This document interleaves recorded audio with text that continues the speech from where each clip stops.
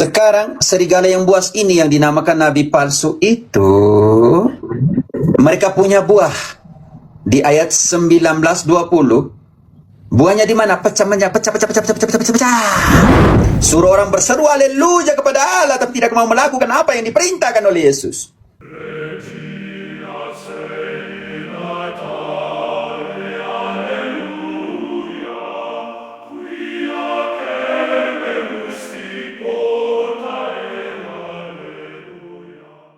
Jadi sebenarnya KKR itu boleh dilakukan atau tidak sih, Romo? Jika boleh itu syaratnya tuh apa aja sih gitu? Oke, yang pertama, KKR itu dalam pengertian apa dulu? Kita melihat bahwa di dalam gerejanya Tuhan menentukan siapa yang ini.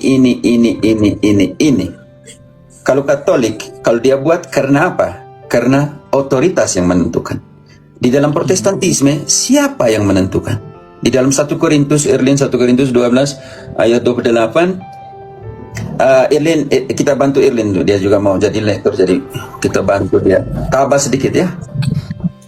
1 Korintus 12 ayat 28, kita akan menemukan di sana 8 pelayanan. 3 pertama masuk dalam skema hierarkis, dan 5 berikutnya, 4 atau 5 berikutnya masuk dalam pelayanan, yaitu karunia. Oke. 1 Korintus 12 ayat 28, dan Allah telah menetapkan beberapa orang dalam jemaat pertama sebagai rasul. Irlin, kalau engkau temukan jemaat, engkau ganti dengan gereja. Oke. Kembali. Oke. Saya ulang, Pater. Yuk. Dan Allah menetapkan beberapa orang dalam gereja, pertama sebagai rasul, kedua sebagai nabi, ketiga sebagai pengajar. Tahan dulu situ, Erlin. Selanjutnya, Erlin, engkau tahan di situ. Saya mau ngomong tentang karakter hierarkis di situ. Rasul, nabi, dan pengajar. Kita rubah ke bahasanya apostolik, profeta, dan magisterium. Ya. Itu ditentukan oleh gereja. Makanya tidak bisa main mengajar bilang bangun besok sudah jadi magisterium. Tidak bisa, itu ditentukan. Contohnya nih, mereka protes, iya Tuhan Allah, Tuhan Yesus yang menentukan kami jadi magisterium. Mana ayatnya? Yang ditentukan itu para rasul. Ketika Yesus sudah naik ke surga, Petrus harus berdiri untuk pemilihan magisterium yang lain, yaitu menggantikan Yesus. Yudas. Menggantikan Yudas. Dia harus berdiri dan untuk pilih Matias. Kita lihat pembandingnya. Engkau tahan di situ, Irlin. Kita ambil contoh di dalam Kisah 1 ayat ke-25. Irlin, Ratu. Engkau tahan di 1 Korintus, Irlin. Ratu, bantu dulu. Ayat 25. Untuk menerima jabatan pelayanan, yaitu kerasulan yang ditinggalkan Yudas yang telah jatuh ke tempat yang wajar baginya. Sekarang, apa yang mereka buat? Ayat selanjutnya. Lalu mereka membuang undi bagi kedua orang itu, dan yang kena undi adalah Matias. Dan apa itu proses? Tahan dulu. Apa itu proses? Proses yang kita namakan konklav. Mereka masing majukan namanya masing-masing. Digunakan kata undi, ternyata di situ nama terbanyak siapa di dalam skema struktur konklav sekarang, pemilihan rasul atau pemilihan paus. Itu penting sekali. Oke. Nah, kesimpulan Ratu lalu. Dan dengan demikian, ia ditambahkan kepada bilangan ke-11 rasul itu. Ketika ditambahkan ke dalam bilangan para rasul ini, maka magisterium punya tugas itu di mana? Magisterium punya tugas di mana? Ini penting sekali. Di Matius 28 ayat ke-20. Yesus sendiri menunjukkan magisteriumnya.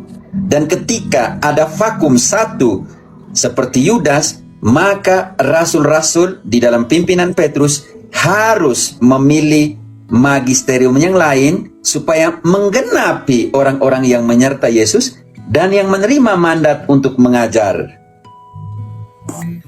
Dan ajarlah mereka melakukan segala sesuatu yang telah kuperintahkan kepadamu. Dan ketahuilah, aku menyertai kamu senantiasa sampai kepada akhir zaman. Mereka ini siapa? Turun ke ayat 15. Mereka menerima uang itu dan berbuat seperti yang dipesankan kepada mereka. Dan cerita ini tersiar di antara orang Yahudi sampai sekarang ini. Itu bukan mereka, ini adalah imam-imam. Sekarang kita lihat yang menerima mandat untuk jadi magister, jadi pengajar yang ayat 20 itu, kita ayat selanjutnya. Dan ke-11 murid itu berangkat ke Galilea, ke bukit yang telah ditunjukkan Yesus kepada mereka. Oke, 11 rasul ini mendapat mandat di ayat 19. Karena itu, pergilah, jadikanlah semua bangsa muridku, dan baptislah mereka dalam nama Bapa dan Anak dan Roh Kudus. Dan 11 murid rasul ini mendapat mandat untuk jadi guru, magisterium di ayat 20. Dan ajarlah mereka melakukan segala sesuatu yang telah kuperintahkan kepadamu. Dan ketahuilah, aku menyertai kamu senantiasa sampai kepada akhir zaman. Sekarang magisterium ini bukan hanya untuk mengajar, tapi yang pertama menerima mandat, menerima perintahnya. Kisah 1 ayat 2. Sebelum kita ke 1 Korintus kembali tadi. Kisah 1 ayat 2, sampai pada hari ia terangkat. Sebelum itu, ia telah memberi perintahnya oleh Roh Kudus kepada rasul-rasul yang dipilihnya. Karena itu pertanyaan saya, dari siapa pendeta mempunyai hak magisterium mengajar? Nggak ada Romo, karena mentahbiskan dirinya sendiri. Iya, ini penting sekali, hak mengajar. Ratu engkau bantu, 2 Timotius 2 ayat 2. Diberikan oleh Paulus kepada Timotius. Timotius harus cari orang yang dipercaya untuk apa? Bukan kasih semua orang mengajar. 2 Timotius 2 ayat 2. Apa yang telah engkau dengar daripadaku di depan banyak saksi, percayakanlah itu kepada orang-orang yang dapat dipercayai, yang juga cakap mengajar orang lain. Karena itu bukan asal kasih. Oke, kembali Irlin, engkau baca. Karena itu di dalam gerejanya harus ditentukan siapa yang menjadi apa. Irlin, 1 Korintus 12. 1 Korintus 12 ayat keberapa? 28 tadi. Engkau jangan dulu lari, engkau tetap di situ. Ayat ke-28. Dan Allah telah menetapkan beberapa orang dalam jemaat. Pertama, Irlin, saya bilang setiap kali engkau ketemu Nanti di jemaat, gereja, engkau ketemu Irlin. gereja. Teman-teman, biar saya yang koreksinya nanti semua teriak nanti. dan Allah telah menetapkan beberapa orang dalam gereja. Pertama sebagai rasul, Tahan dulu Erlin. Pertama sebagai rasul. Karena Yesus mendirikan gereja di dalam historis, di dalam sejarah, maka harus dibuktikan bahwa ada karakter dan peninggalan apostolik di dalam gerejanya. Pertanyaan secara historis arkeologis, Paci, gereja mana yang menjaga peninggalan dan kubur para rasul? Gereja Katolik Romo. Supaya kita tahu bahwa gereja berada di dalam sejarah historis manusia dan Yesus mendirikannya di dalam sejarah. Karena itu Henry Newman bilang, siapa yang mengenal sejarah, dia tidak akan jadi Protestan lagi. Oke, Rasul, pembuktian. Siapa lagi, Irlin? Kedua sebagai nabi, ketiga sebagai pengajar. tahan dulu, magisterium sepanjang sejarah 2000 tahun, Paci. Gereja mana yang mempunyai magisterium ofisial? Cuma Katolik Romo. Karena kita tidak tahu Protestan mereka punya magisterium dari mana. Nggak tahu karena mentahbiskan dirinya sendiri. Oke, sekarang 3 konsep struktur hierarkis pertama. Sekarang kita masuk bagian kedua yang Paulus bilang bukan skema hierarkis melainkan karunia. Irlin. Selanjutnya ya Pak. Selanjutnya mereka yang mendapat karunia untuk mengadakan mujizat, untuk menyembuhkan, untuk melayani, untuk memimpin, dan untuk berkata-kata dalam bahasa roh. Yang kita namakan 5 pelayanan karena karunia, Paci. kalau begitu, kalau ada semacam, saya tidak omong KKR, saya tidak omong, kalau ada 5 karunia itu di dalam gereja Katolik dan ditentukan oleh magisterium, ditentukan oleh gereja, itu adalah haknya. Bisa mengerti Pak Cip? Bisa Romo. Tetapi dalam KKR-nya Protestan, siapa yang menentukan mereka jadi penyembuh? Siapa yang menentukan mereka berbahasa roh? Siapa yang menentukan mereka jadi pemimpin? Siapa? Menentukan dirinya sendiri Romo. Dari segi itu gagal total. Oke? Dari segi mendapatkan karunia. Karunia itu harus ditentukan oleh Gereja Romo. Kalau tidak ditentukan oleh gereja main angkat sendiri, maka kategori mereka adalah nabi-nabi Oh, iya, nabi palsu. palsu. Erlin, Matius 7 ayat 15. Makanya saya bilang ke pendeta Melatok, saya buktikan bahwa saya bukan nabi palsu. Karena ada pengutusannya jelas. Saya ditabiskan oleh uskup, dan uskup ditabiskan oleh uskupnya. Uskupnya lari terus sampai dengan Petrus nanti. Iya Romo. Oke, sekarang kita lihat siapa yang membuat mujizat yang mengangkat dirinya sendiri. Siapakah mereka? Matius 7 ayat 15. Waspadalah terhadap nabi-nabi palsu yang datang kepadamu dengan menyamar sebagai domba, tetapi sesungguhnya mereka adalah serigala yang buas. Sekarang serigala yang buas ini yang dinamakan nabi palsu itu, mereka punya buah. Di ayat 19-20, buahnya di mana? Pecah. Dan setiap pohon yang tidak menghasilkan buah yang baik, pasti ditebang dan dibuang ke dalam api. Jadi dari buahnya lah kamu akan mengenal mereka. Ayat 20. Jadi dari buahnya kamu akan mengenal mereka. Buahnya apa? Ayat 21. Suruh orang berseru haleluya kepada Allah, tapi tidak mau melakukan apa yang diperintahkan oleh Yesus. Bukan setiap orang yang berseru kepadaku, Tuhan, Tuhan, akan masuk ke dalam surga, melainkan dia yang melakukan kehendak Bapakku yang di surga.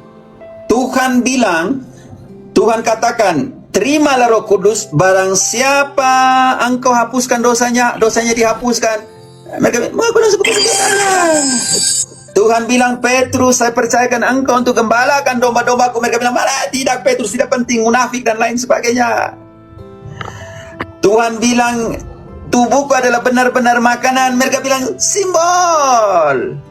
Yesus bilang, semoga mereka semua menjadi satu kawanan dengan satu gembala. Mereka pecah. Ini mereka yang namanya di kategori nabi palsu, yang seru, Tuhan, Tuhan. Tapi tidak mau melakukan apa yang dikehendaki oleh Allah.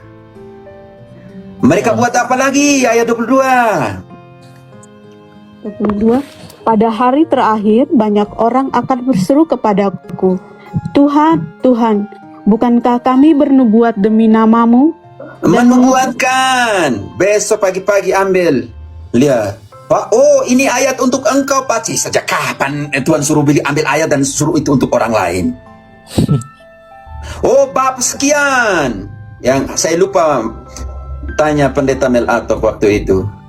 Bab dan ayat itulah pembagian yang dilakukan menurut tradisi magisterium gereja. Semua dalam kitab suci Perjanjian Lama dan Perjanjian Baru, babnya dibagikan oleh Kardinal Stephen Langton 1227. Artinya ketika seorang Protestan membaca pasal bab 1, bab 2, dia mengikuti tradisi gereja. Di mana di dalam kitab suci Sola Scriptura mengatakan firmanku akan dibagi dalam bab dan ayat. Sejak kapan? Nggak ada Romo. Karena itu mati-matian Sola Scriptura, tetapi menggunakan skema struktur magisterium dan tradisi gereja yang membaginya. Kan jadi lucu. Pendeta tidak pernah bilang pasal sekian, bab sekian, buka ayat ini, buka bab ini, haleluya. Hei, pendeta, siapa yang membagi dalam bab yang kau sebut pasal dan bab itu? Siapa? Yang tadinya Romo. Iya, seperti itu. Kami bernubuat atas nama-Mu Tuhan. Kami menyembuhkan nama-Mu atas nama-Mu Tuhan. Kami mengusir roh-roh jahat atas nama-Mu Tuhan. Yesus bilang apa ayat 23 untuk para nabi palsu? Pada waktu itulah aku akan berterus terang kepada mereka dan berkata, Aku tidak pernah mengenal kamu. Enyahlah daripadaku, kamu sekalian pembuat kejahatan. Sekarang Matius 24 ayat 23 sampai 24. Yang dibuat oleh nabi palsu dan mesias-mesias palsu sama. Sebab mesias-mesias palsu dan nabi-nabi palsu akan muncul dan mereka akan mengadakan tanda-tanda yang dahsyat dan mujizat-mujizat, sehingga sekiranya mungkin mereka menyesatkan orang-orang pilihan juga. Camkanlah, aku telah mengatakan kepadamu. Nona, selesai dulu. Camkanlah, aku sudah mengatakannya terlebih dahulu kepadamu. Sekarang engkau mau bahas engkau mengerti dulu konsep di dalam sebuah KKR. Pertanyaan saya Patsi, engkau pernah ikut, engkau pernah dengar, engkau pernah lihat? Tumbangkan orang, sembuhkan orang, yang begitu kan prakteknya? Iya, di VT-VT pendeta itu ada yang kayak gitu, Romo. KKR itu tersembunyi atau tidak? Di depan umum? Enggak, Romo. Saya pernahnya Tidak, ikut KKR itu mereka buat di depan umum. Oh ya, depan umum, Romo. Kayak panggung konser. Yesus menentang itu. Di dalam ajaran Yesus ketika dia berbicara tentang doa, Erlin Matius 6, mulai dari ayat 3, konsentrasi di ayat 5 nanti.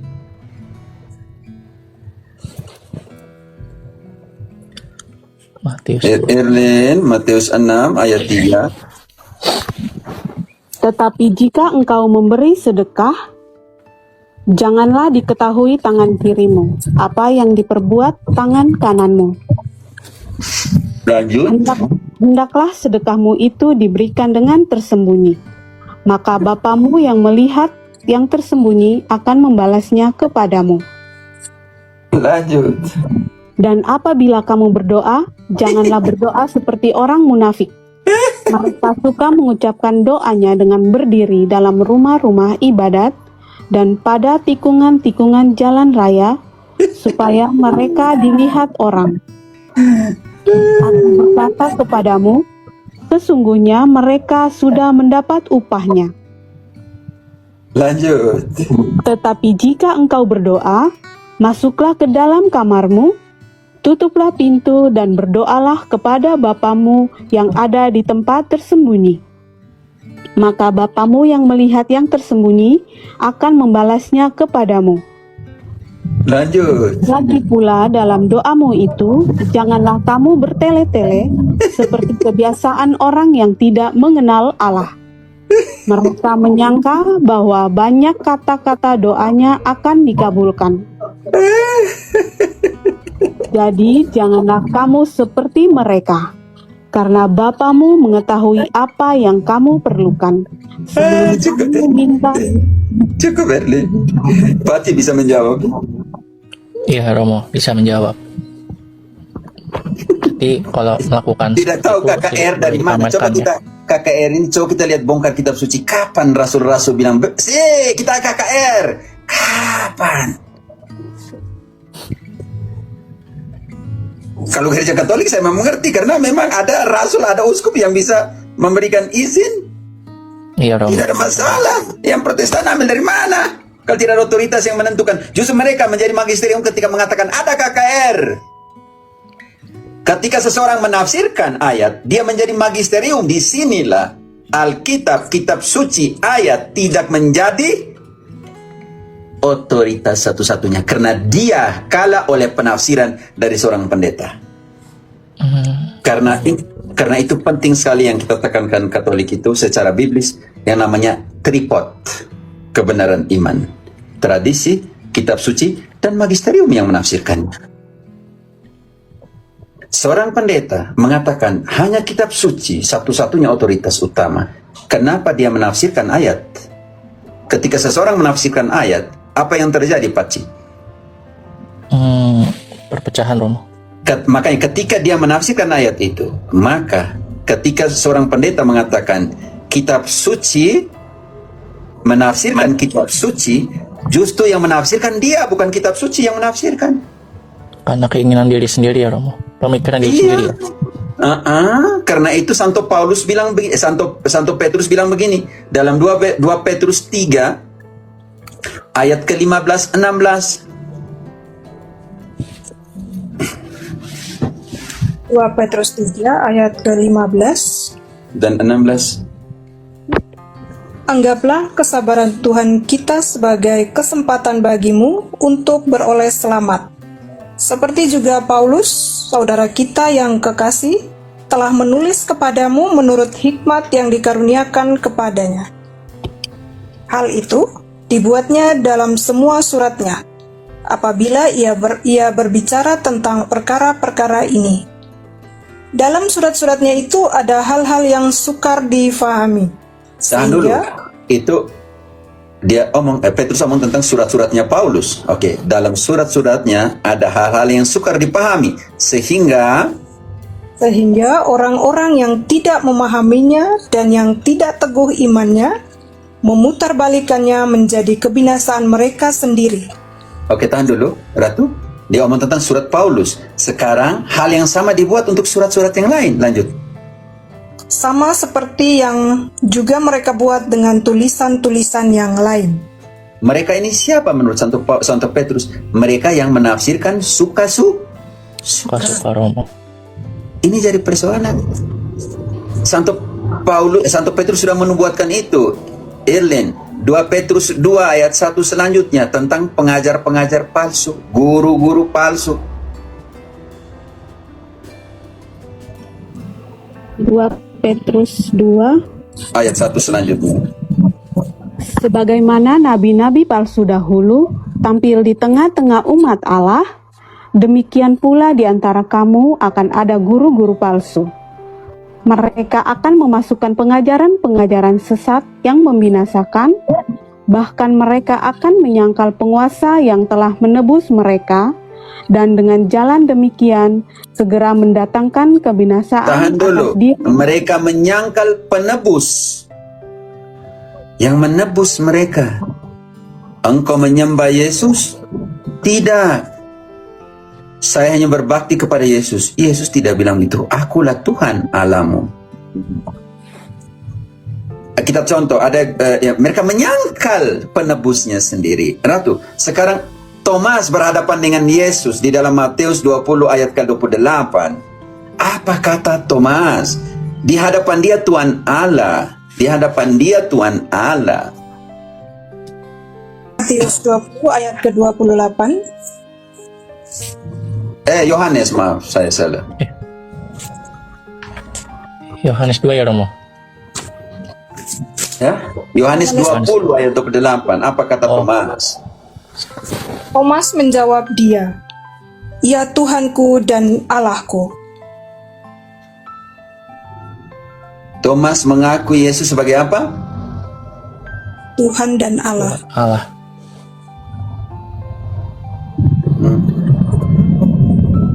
Kesian. Menyangkal sendiri dia punya Tuhan. Dia punya Tuhan Allah. Engkau menyembah Yesus? Tidak. Saya berbakti kepada Yesus. Kalau itu Yesus bukan Tuhan Allah. Kesian. Baca ayat sebelumnya. Kemudian ia berkata kepada Thomas, "Taruhlah jarimu di sini dan lihatlah tanganku. Ulurkanlah tanganmu dan cucukkan ke dalam lambungku, dan jangan engkau tidak percaya lagi, melainkan percayalah." Apa kata Yesus? Ayat selanjutnya kalau kata Yesus. Thomas menjawab dia, "Ya Tuhanku dan Allahku." Kata Yesus kepadanya, "Karena engkau telah melihat aku, maka engkau percaya. Berbahagialah mereka yang tidak melihat, namun percaya." Sekarang kita buktikan bahwa para rasul menyembah Yesus. Ketika di dalam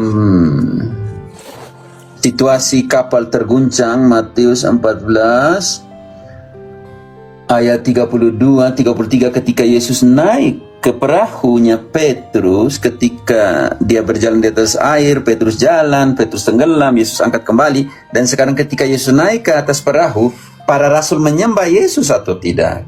Ada satu bilang apologet yang berbakti bukan menyembah Yesus, bertentangan sendiri dengan kitab suci. Apologet begini kurang ajar bagi saya. Yang ada dalam kitab suci tidak buat. Oke, sekarang apa yang dilakukan oleh para rasul di hadapan Yesus, menyembah atau tidak?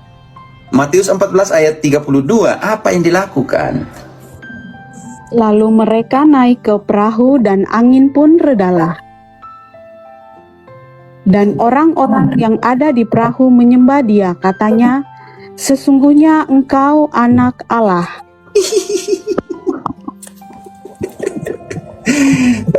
Baca kembali. Dan orang-orang yang ada di perahu menyembah dia, katanya, "Sesungguhnya engkau anak Allah." Kecuali siapa itu yang ini? Budi TV.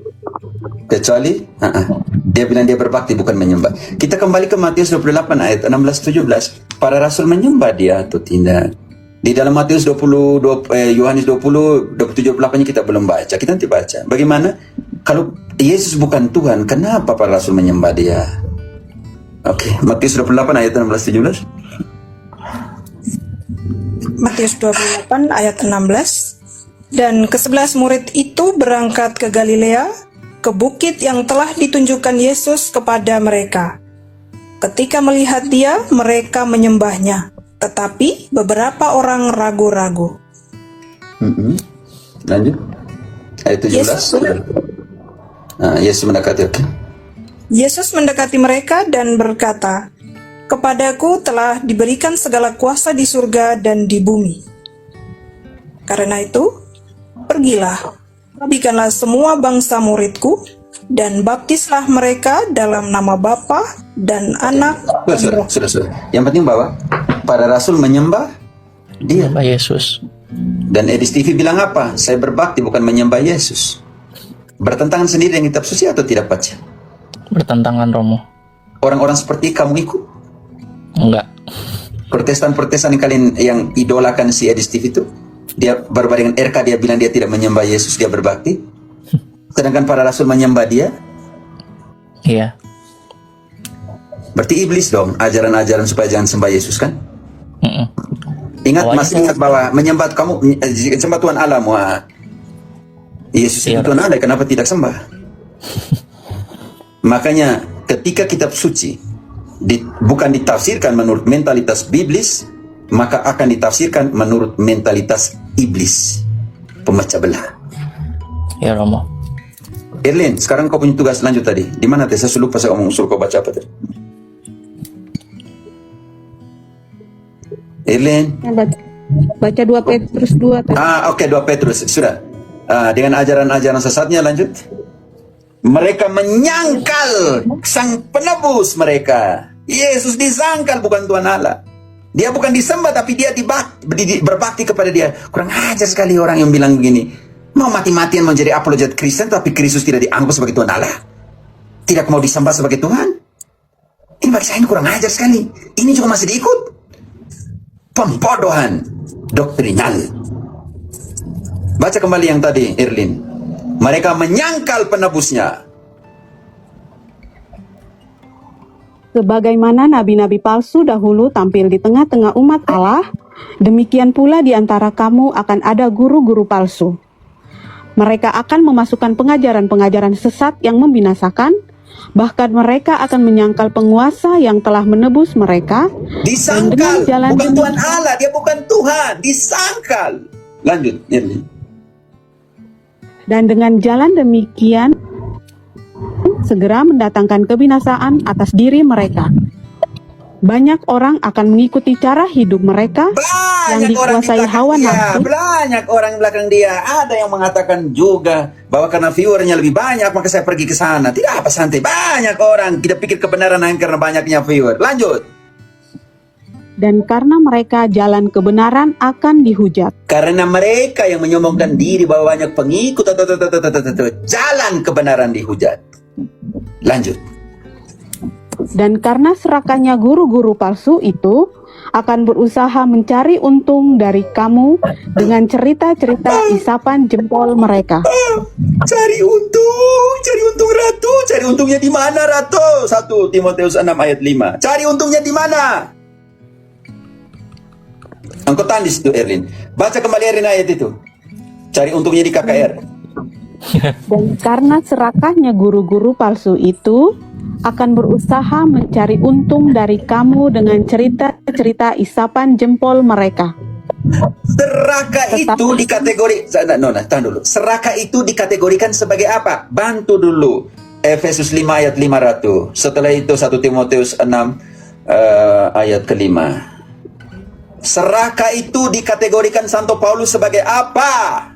Baca kembali Erlin ayatmu tadi, serakah. Karena serakah, Ratu engkau siap-siap. Efesus 5:5. Buka suka mic itu Kak. Satu nih. Erlin baca dulu. Dan karena serakahnya guru-guru palsu itu akan berusaha mencari untung dari kamu dengan cerita-cerita isapan jempol mereka. Serakah itu dikategori Serakah itu dikategorikan Santo Paulus sebagai apa? Efesus 5:5. Karena ingatlah ini baik-baik. Tidak ada orang sundal, orang cemar, atau orang serakah, artinya penyembah berhala, yang mendapat bagian di dalam kerajaan Kristus dan Allah. Mau tambah lagi, Kolose 3 ayat 5, serakah itu dikategorikan sebagai penyembahan berhala. Kolose 5 ayat 5 ya Romo. 3 ayat 5. 3 ayat 5.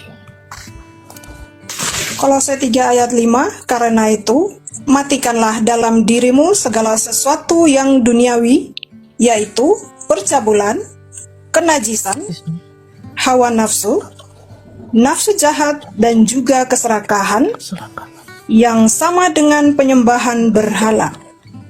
Caranya seperti apa? Baca kembali Erlin ayat yang terakhir, Ratu siap 1 Timotius 6 ayat 5. Erlin baca lagi, guru-guru palsu itu buat apa? Dan karena serakahnya, Erlin. Dan karena serakahnya guru-guru palsu itu akan berusaha mencari untung dari kamu dengan cerita-cerita isapan jempol mereka. Oke, dengan cerita-cerita isapan jempol mereka. Sebelum 1 Timotius 6 ayat 5, situasi zaman sekarang yang sudah dinubuatkan oleh Santo Paulus. 2 Timotius 4 ayat ke-3 dan 4.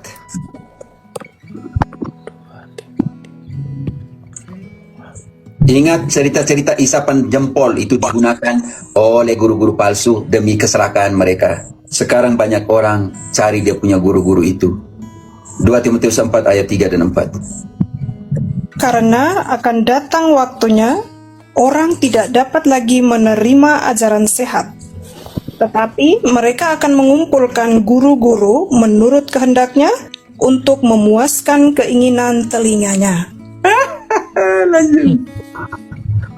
Mereka akan memalingkan telinganya dari kebenaran dan membukanya bagi dongeng. Karena itu ayat 2, katakanlah sabda baik atau tidak pun baik waktunya.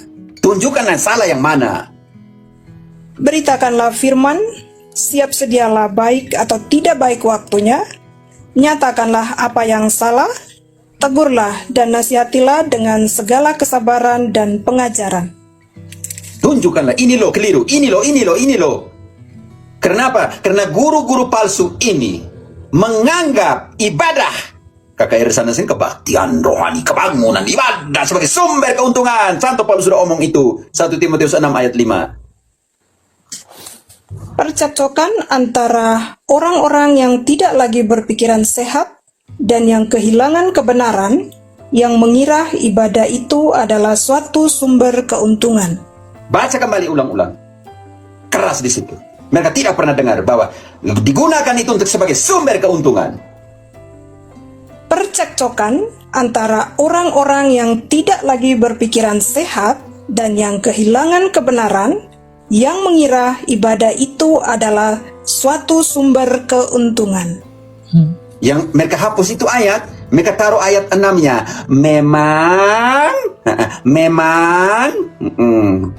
Memang, ibadah itu kalau disertai rasa cukup, memberi keuntungan besar. Tapi rasa cukupnya di mana? Ayat 8. Cukup ada apa? Asal ada makanan dan pakaian, cukuplah. Itu kecukupan kaul kemiskinan di situ. Cukup ada pakaian dan makanan, itu sudah cukup. Sebab ayat 9 dan 10. Tetapi mereka yang ingin kaya terjatuh ke dalam pencobaan, ke dalam jerat, dan ke dalam berbagai-bagai nafsu yang hampa dan yang mencelakakan, yang menenggelamkan manusia ke dalam keruntuhan dan kebinasaan. Ayat 10 sebab. Karena akar segala kejahatan ialah cinta uang. Wah. Sebab oleh memburu uanglah beberapa orang telah menyimpang dari iman dan menyiksa dirinya dengan berbagai-bagai duka. Baca kembali. Sebentar, kedutaan que podemos que nos baca kembali. Que nos puede prestar. Baca kembali ayat 10 tadi. Karena akar segala kejahatan ialah cinta uang. Sebab oleh memburu uanglah beberapa orang telah menyimpang dari iman dan menyiksa dirinya dengan berbagai-bagai duka.